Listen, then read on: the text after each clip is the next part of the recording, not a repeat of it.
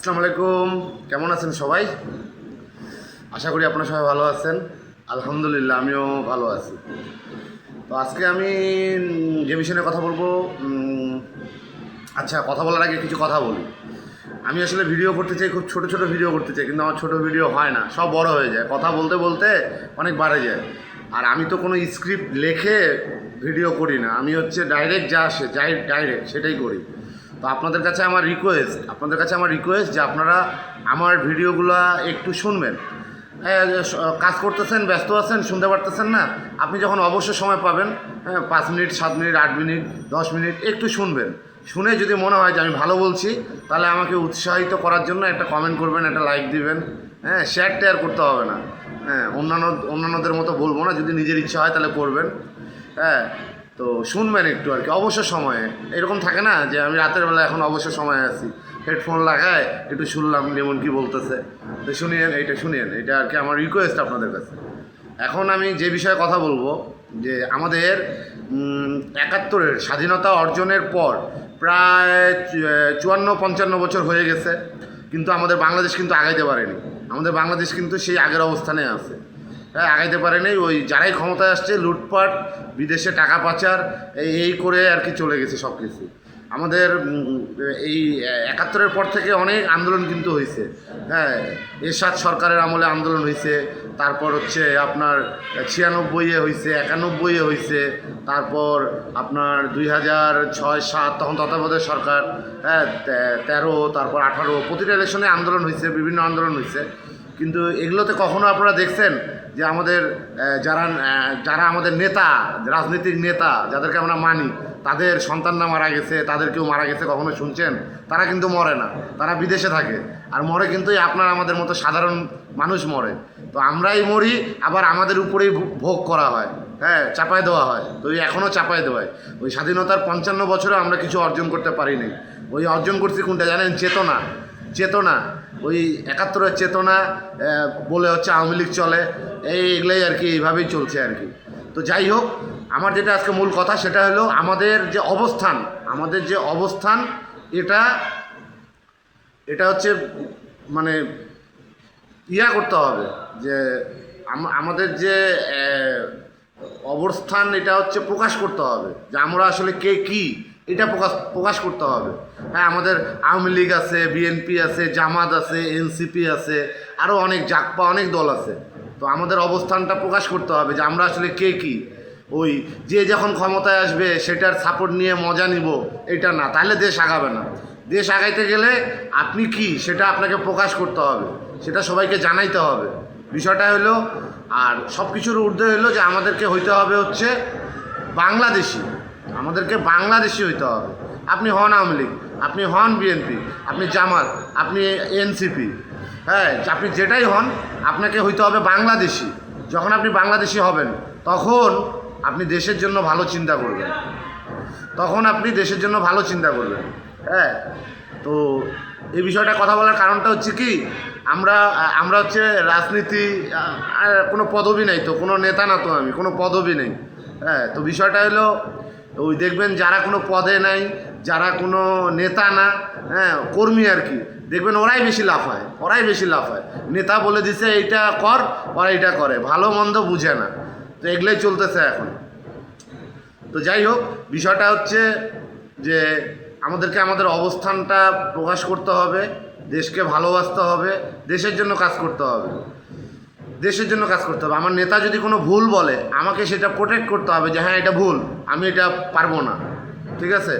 তো এখন আমাদের একটা জিনিস আপনাদেরকে আমি বলবো, মানে সাপোর্টার মানে কি, যে আমি আপনার ভক্ত। তো আপনার ভক্ত আপনি কোনো ভালো জিনিস দিলে সেটা আমি শেয়ার করি, সেটা আমি শুনি, সেটা আমি ছড়াই দেই। কিন্তু আপনি যখন খারাপ জিনিস দিবেন, তখন সেটা তো আমার ছড়ানো যাবে খারাপ জিনিস, এটা ছড়ানো যাবে না তো।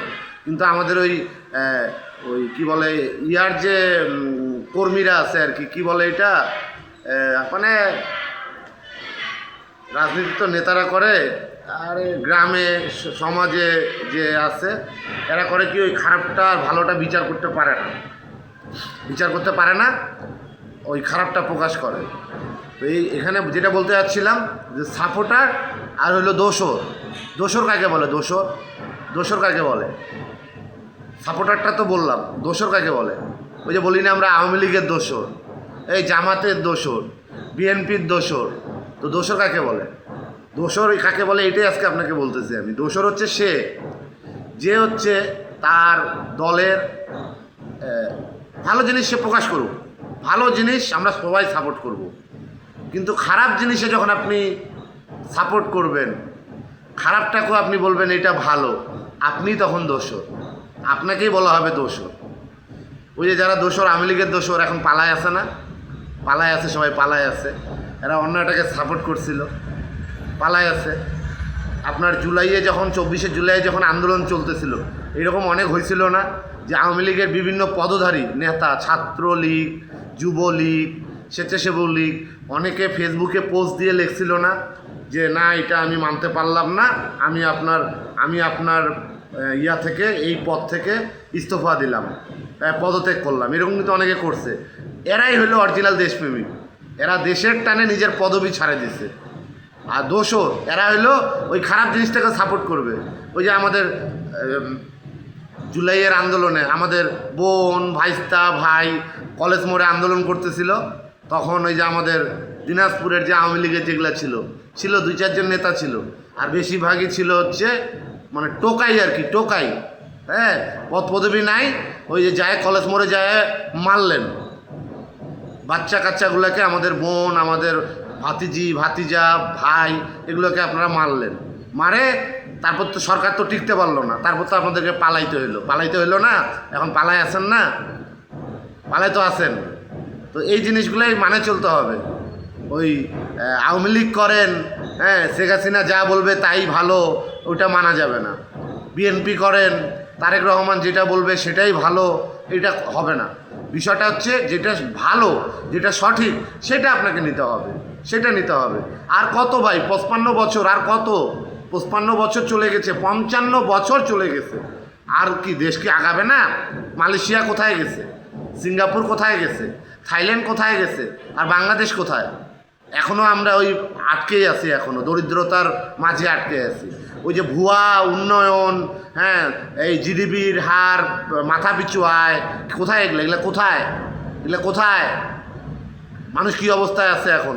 এই যে ইলেকট্রিসিটি চলতেছে, এখন লোডশেডিং চলতেছে, নাই বিদ্যুৎ, নাই বিদ্যুৎ কেন্দ্রগুলো বন্ধ হয়ে গেছে। কেন এই অবস্থা? কেন ভাই? লুটপাট আর করিয়েন না, রাজনৈতিক নেতারা লুটপাট করিয়েন না, দেশটাকে বাঁচান।